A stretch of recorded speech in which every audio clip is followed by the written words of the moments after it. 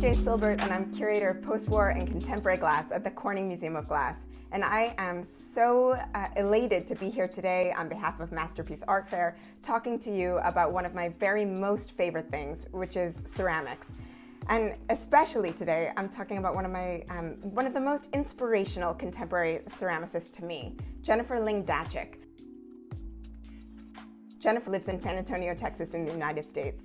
And in particular, I'm talking about a piece of hers called Half, which is in the collection of the Museum of Fine Arts, Houston.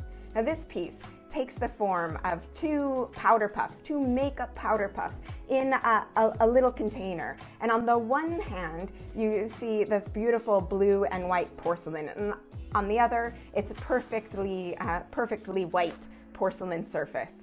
On top are chicken feet. The handles are chicken feet, which is unusual for a powder puff, and the puffs themselves, you can only just kind of tell, are made with human hair. On the one hand, on the blue and white porcelain side, it is black hair, and on the other, it is blonde hair.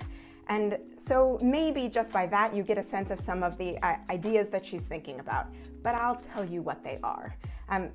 Jennifer herself is Chinese American, so she's first generation Chinese immigrant on one side, and on the other, also as many Americans, the child of immigrants, but her grandparents immigrated from Russia and Ireland.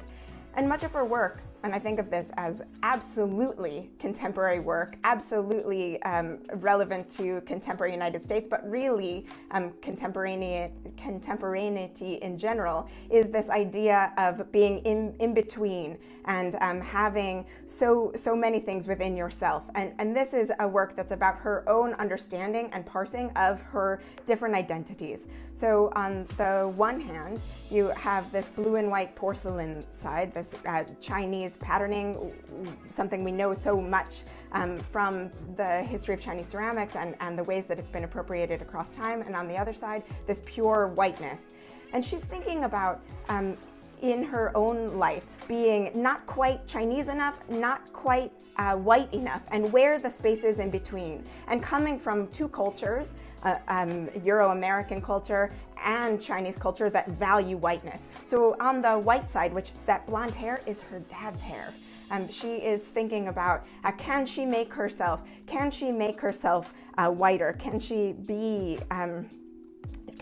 this idea of whiteness that seems to be what's expected? And on the other side, can she be Chinese enough?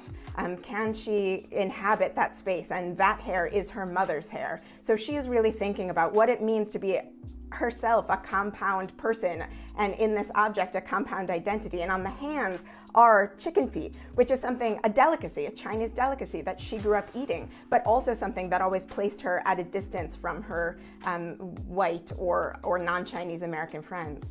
And I think this piece manages to encapsulate in such a small area something that is so relevant to our moment, and also to our thinking about ceramics. Like, ceramics are these intimate objects, can be these intimate objects, these things that we take into our houses. And from even, if you look back all the way at the Bible, the idea of ceramics as being something that we form, that we can be world creators when we are ceramic makers and users. And here in this piece, she is fashioning her own self-identity, working through those ideas in the form of the object.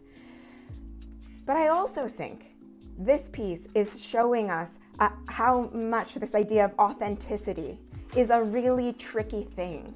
Because even if we think about what is authentic, we see that blue and white porcelain and we see, oh, that is authentic Chinese ceramics. But if you look into the history of blue and white ceramics, you'll learn that the beginning of that is actually in trade, and that it was Islamic traders, Persian traders to China that brought cobalt to Chinese ceramicists to have them make a color and make something that would appeal to their audiences back home. And so that even in the nascence of something that we today think of is so relevant, is so iconic, means China, that even that, there is nothing totally authentic. That we become ourselves through our connection and collaboration with other people and with other ideas. That even even that even in this object, the idea that she has a blue and white half and a white half, and thinking about the space in between,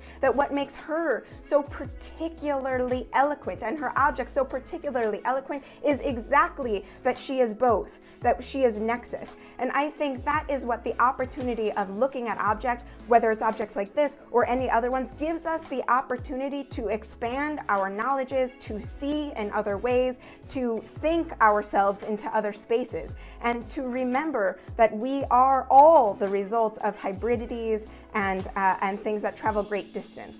And so that is one of the great gifts, I think, of Jennifer Ling Dachik's work and of ceramics and of objects and materials overall. They take us to the most intimate places, and they take us very far.